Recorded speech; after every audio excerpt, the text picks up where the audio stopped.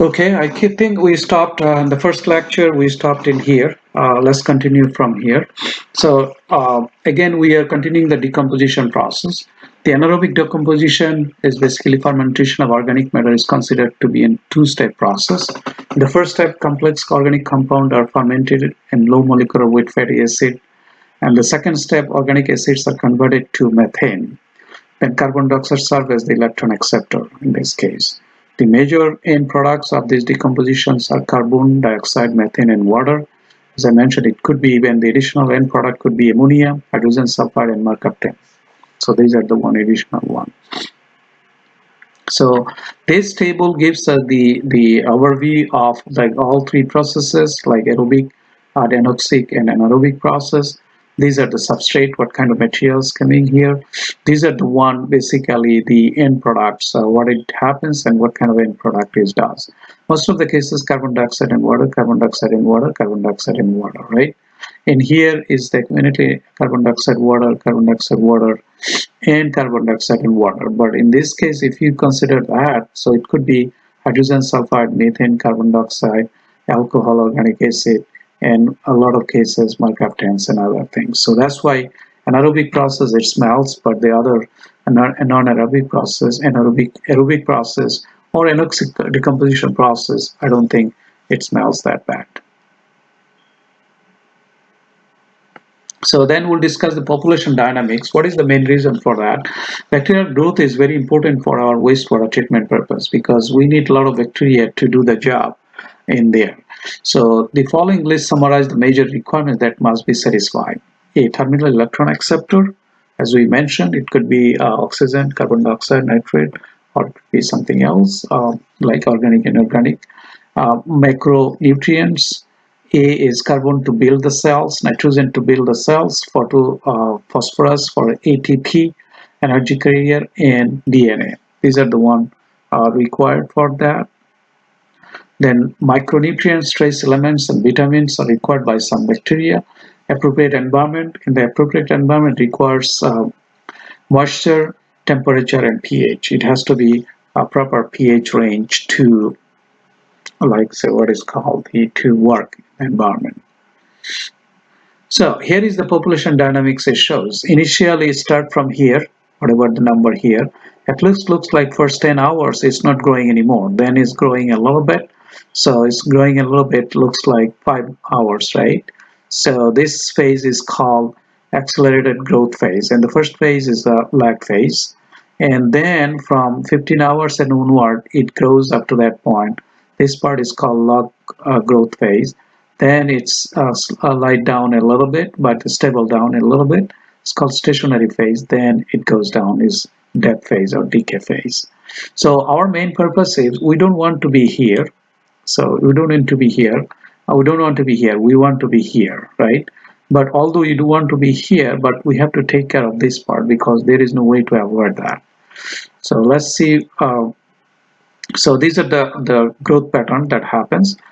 Growth by binary fission. Binary fission means 1 to 2, then 2 to 4, and 4 to 8, something like that. So binary fission, basically the way it works, P equal to the future population equal to present population 2 to the power n, the equation 5n. So, and if I take a log in both sides, then I can write the equation log P equal to log P0 and log 2. So from here, n would be log P over P0 divided by log 2. Finally, 3.32 log P over P0 or 1.44 E based log P over P0. Both are fine. Either use this or that. So the concentration it shows like that. This curve it shows like substrate removed. The way substrate removal is for 0, then it removes that way. At some point, the removal is stable. Then remaining substrate was initially as 0, then is going down, become asymptotic. And biomass that grows here, this curve should be the same as the other one, but here we see exponential part right somewhere around here. So this is the one of the example problem we can solve to understand the growth rate of microorganisms. If the population of microorganism is 3.0 10 to the 5, that means 0.3 million at times 0. After 36 hours later, it is 9 into 10 to the power 8, that means 0.9 billion. How many generations have occurred? So in this case, n would be definitely number of generations. So is given the number p0, p are given using equation 5.2. I can get like say a 3.32 log of this. So if I use that, then I get 12 generations. Hence it will take 12 generations to grow from 0.3 million to 0.9 billion. So only 3 generations. So the rate at which the cell divide is the specific growth, mu. So it is measured at generations per unit time, or the inverse of the doubling the time. Without die-off, the bacterial cell accumulate in the batch culture at an exponential rate, log growth phase, which can be defined as dx over dt equal to mu x. This is equation number 3. This is basically does the first order kinetics. Dx over dt is proportional to x, so mu is the proportionality constant. So x is the concentration of biomass in milligram per liter, mu is the specific growth rate per unit time, t is in time. Definitely. So this is definitely first order kinetics, and this explains the like say log phase part of it. So the relationship between bacterial growth rate and the substrate concentration are formulated using a Monod equation in 1942, and he suggested something mu equal to mu m over to s over ks plus s. So mu the specific growth rate that we mentioned before, mu m is the maximum specific growth rate, S is the concentration of substrate in solution that could be available for the microorganism to take, the half velocity constant in milligram per liter. So that means the substrate concentration at which mu equal to half mu m. The growth of biomass follows a hyperbolic function as in the figure. So here is the one hyperbolic function in this case. So how can we find the k? So here is the ks value. Ks would be when this is the mu maximum. So mu m by 2, when I take a point and hit the curve, come back here, then whatever the substrate will become the ks. So these are the information will give me how to find the value of ks and other things like that. So in this case, ks equal to 2.5 milligram per liter for this example. For this maybe a little bit more, but we don't have any numbers here. Okay. So substituting equation 5.4 into equation 5.3, we get this equation, right? You remember that? So this equation 5.3 and 5.4, if we merge them together, then they become dx over dt mu m s x ks over s.